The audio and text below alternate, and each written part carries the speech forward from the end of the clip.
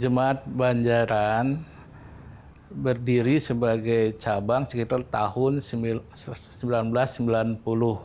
Semula merupakan ranting dari Jemaat Ahmadiyah Bandung. Salli ala habibina, salli ala Muhammadin.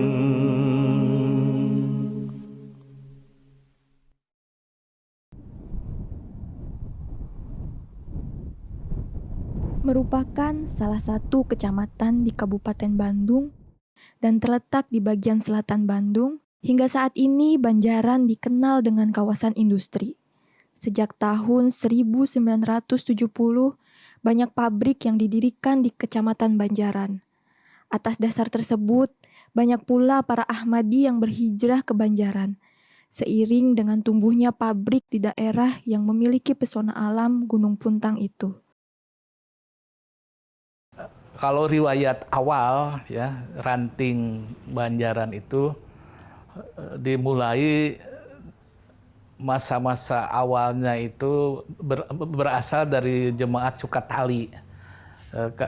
Itu pada awal tahun 70-an hubungannya dengan berdirinya perusahaan sekitar Banjaran, Patal Banjaran dengan PT KTSM.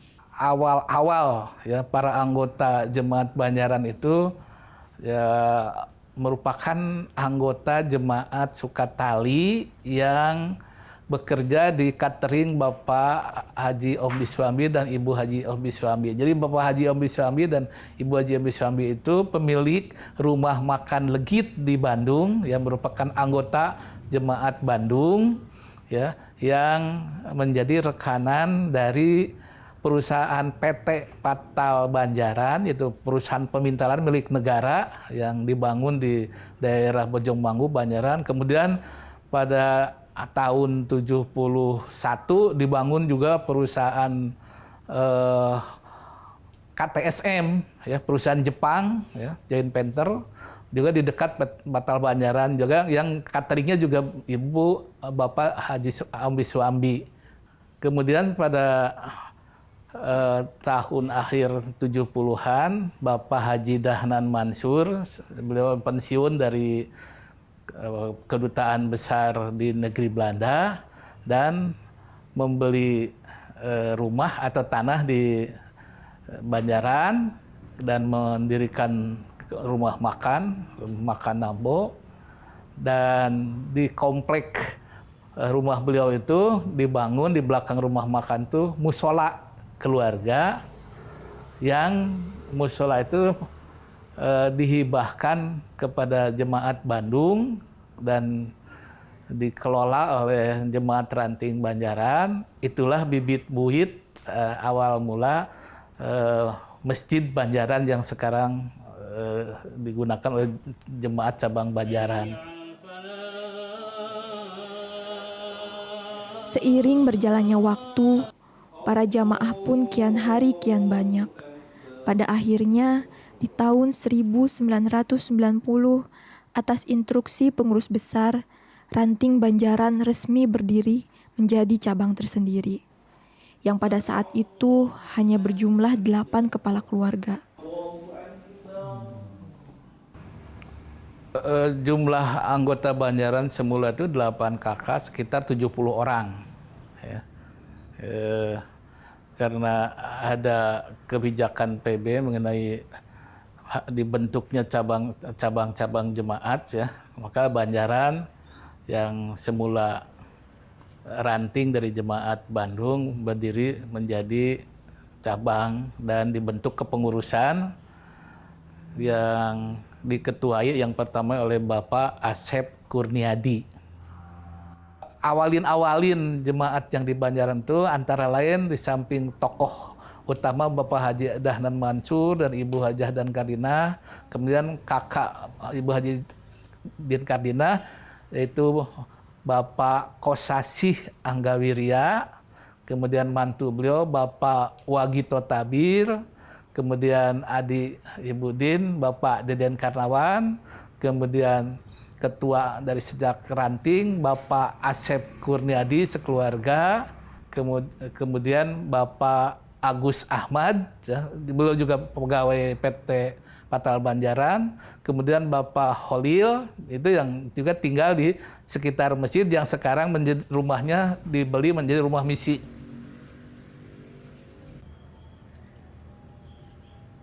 Masjid yang dulunya hanya sebuah musola keluarga itu telah menjadi oase bagi segenap Ahmadi yang bermukim di Bandung Selatan. Sesuai dengan kebutuhan jamaah, masjid itu pun secara bertahap mendapat beberapa kali perubahan serta pelebaran. Luas tanah semula itu sekitar 340 meter persegi, ya. Masjid ini sudah beberapa kali mengalami renovasi, ya. Semula musola itu luasnya sekitar 6 kali 6 meter, ya, ruangan kaum bapak dan kaum ibu. Kemudian karena sering dipakai kegiatan-kegiatan wilayah seperti Ijtima wilayah dan berbagai macam kegiatan-kegiatan jemaat, maka masjid itu direnovasi, terutama pertama ke bagian kaum ibu, ya, ke bagian kaum ibu, kemudian ke samping kaum bapak, ya. Jadi pada waktu itu untuk merenovasi masjid, karena kemampuan anggota jemaat Banjaran itu tidak seperti sekarang, kita masih mengandalkan donatur-donatur dari Bandung, ya, dan kota-kota lainnya, ya. Seolah tidak memadai kapasitas jamaah, Masjid An-Nusrat pun mengalami pelebaran kembali.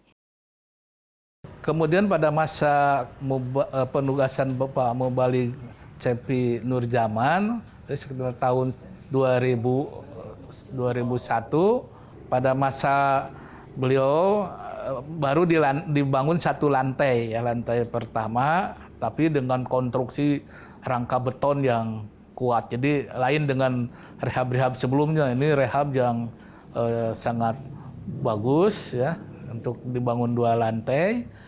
Kemudian lantai pertama alhamdulillah bisa diselesaikan pada tahun 2001, sehingga pada bulan Oktober 2001 bisa diresmikan langsung oleh Bapak Amir Bapak Haji Abdul Basit. Alhamdulillah masjid ini direnovasi lagi, ya, dengan direncanakan menyelesaikan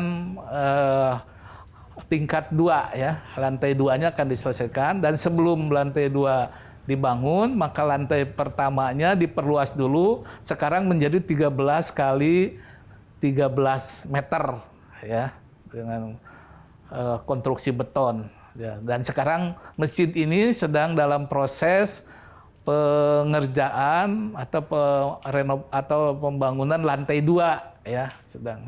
Lantai 1-nya sudah selesai dengan luas tadi 13 ke 13 meter.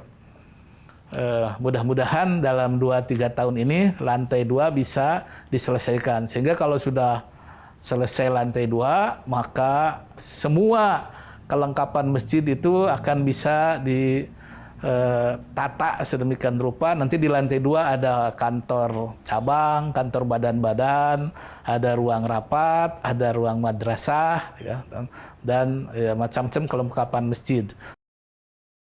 Pelebaran lantai 1 pun telah terrealisasi.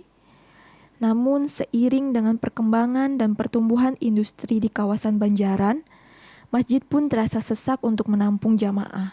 Kemudian karena perkembangan, di sini banyak sekali karyawan-karyawan dari pabrik, dari Gaer, jadi ikut berjumatan di sini. Apalagi kalau Idul Fitri, ya, jadi hari-hari raya, mereka yang datang dari kota-kota yang awalnya dari orang Banjaran, kemudian datang ke sini, masjid ini terasa sempit, ya. Kemudian dibentuklah, ya, setelah kurang lebih 18 tahun, atas saran Pak Ketua pada waktu itu, pada Nang Soma, memberikan masukan supaya masjid ini diperluas. Akhirnya mencari donatur dan mendapat bantuan dari PB. Kemudian diperluaslah dengan kurang lebih 67 meter persegi. Jadi sekarang secara ini keseluruhan itu 140 meter persegi setelah ada perluasan untuk lantai pertama. Insya Allah untuk kedepannya juga kami punya karena yang dibangun itu kami belum ada guest house-nya belum, kemudian untuk rapat belum, jadi kemudian untuk ruang serbaguna, untuk madrasah dan sebagainya insya Allah untuk di atas. Jadi yang di bawah itu khusus untuk sholat saja dipergunakan untuk bapak-bapak dan ibu-ibu.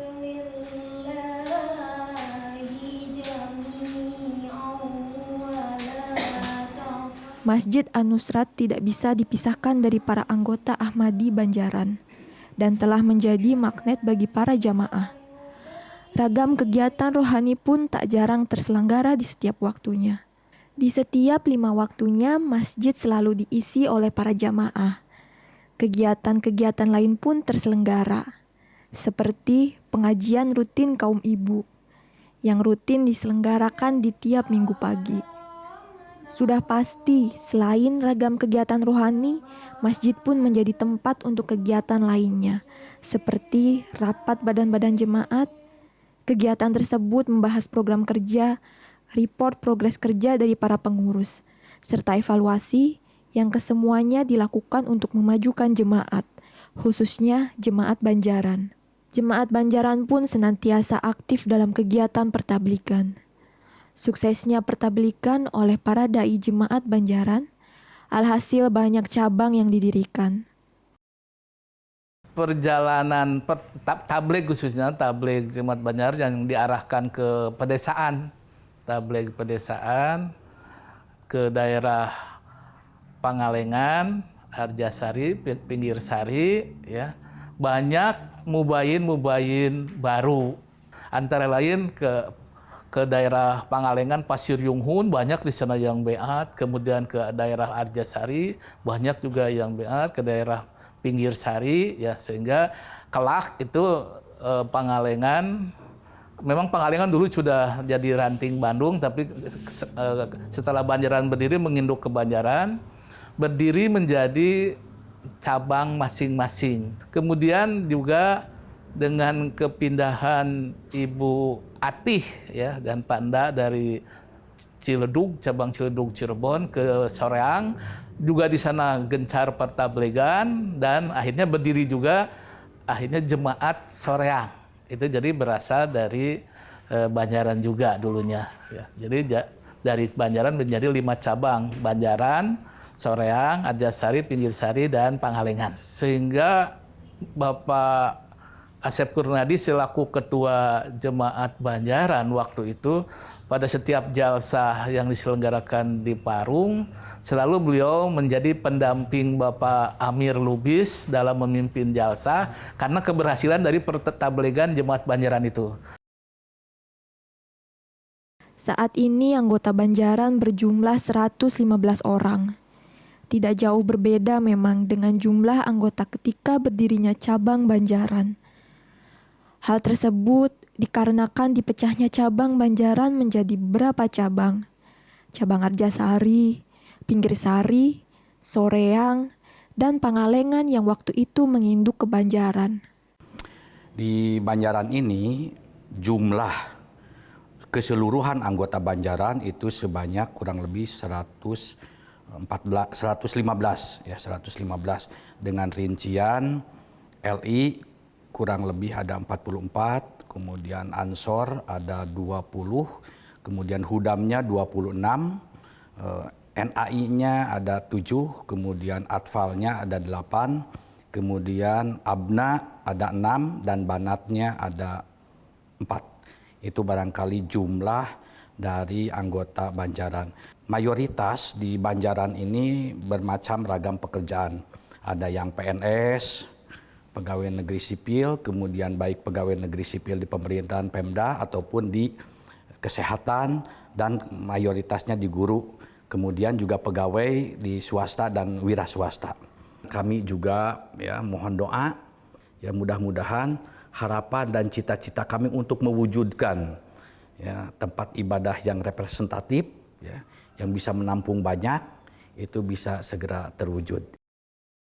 Pertabligan yang diprakarsai oleh para dai jemaat Banjaran dapat membuahkan hasil. Jadi waktu itu jemaat Banjaran, jadi jemaat Banjaran itu cabang ya. Alhamdulillah dari cabang Banjaran itu menjadi pemekaran itu cabang Pinggir Sari sama Arjasari. Anggotanya cukup banyak waktu beat dulu ya. Dulu itu waktu masuk tuh ke Arjasari dulu. Nah, di Arjasari sana ada tokoh-tokoh ya, tokoh-tokoh masyarakat, di antaranya ada DKM, masjid, ketua RW-nya, juga termasuk masuk ke MUI kecamatan sama MUI desa. Dan waktu itu di Arjasari itu sedang mengembangkan kristenisasi itu waktu itu. Nah, ketua MUI kecamatan itu katakanlah kerjasama gitu, minta tolong untuk membendung kristenisasi itu. Alhamdulillah saya tuh waktu itu dipercaya membantu beliau. Nah, yaitu berceramah ya di masjid-masjid.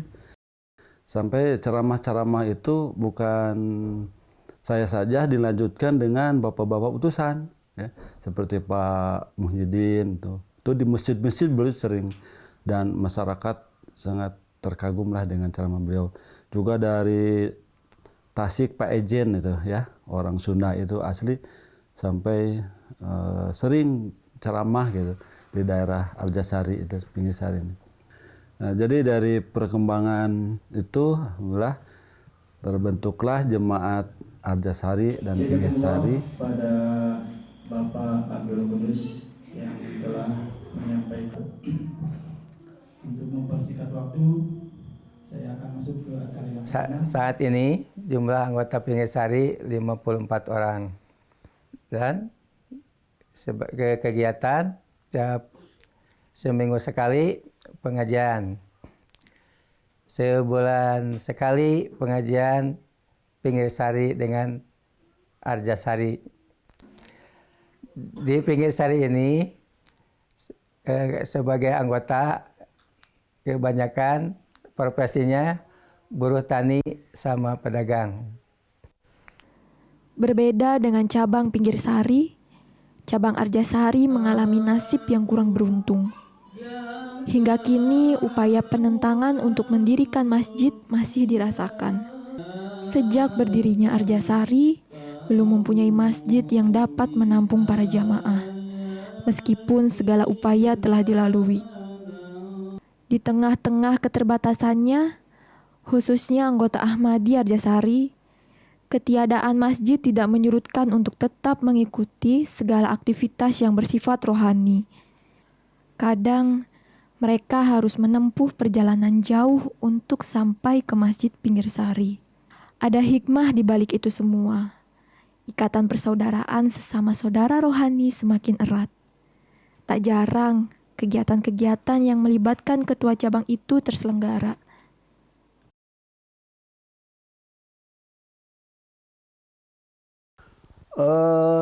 Arjasari itu memang sampai sekarang belum mempunyai masjid. Yang mana kami dahulu mempunyai hibah ya. Hibah dari cabang Banjaran kurang lebih 124 meter persegi tanah berikut satu bawah bangunan rumah ya. Rumah panggung yang biasa kami di tempat kegiatan buat rapat, tarbiyat dan sebagainya. Namun kondisi masyarakat sekitar itu kurang bagus. Akhirnya waktu itu hari Minggu, hari Jumatnya malam Jumat terjadilah perusakan, Pak. Jadi masjid yang baru papak bata itu dihancurkan sama masyarakat sekitar jam semalam lah 9-10-an. Material-material yang ada di situ seperti semen, sebenarnya dimasukkan ke dalam sumur karena waktu sebelum itu kan belum ada sumber air. Kami membuat dulu sumur, nah dimasukkan ke sana semuanya, brus-brus semuanya. Lama-lama kami tidak punya tempat kegiatan untuk tarbiyatan, untuk jumatan, untuk apa. Ya kami setiap kegiatan itu di rumah anggota, Pak. Akhirnya kami cari, akhirnya dapatlah rumah. Nah, ada rumah yang tadinya di Kampung Siwaru, sekarang kami alihkan ke Kampung Lingasari RT 04 RW 12 sampai sekarang tempat kegiatan di sana. Dan sampai sekarang pun kami belum punya masjid, Pak. Itu. Saat ini anggota Jemaat Arjasari ada 46 orang, terdiri dari Ansor, Lajnah, Hudam, Atpal, Nasirat, dan Abna. Rata-rata petani, juga ada pedagang. Saya sebagai petani juga sekali-kali dagang kecil-kecilan, Pak. Juga ada pegawai negeri juga ada. Semoga generasi-generasi tumbuh dan berkembang untuk menyebarkan kabar suka di tanah Bandung Selatan ini.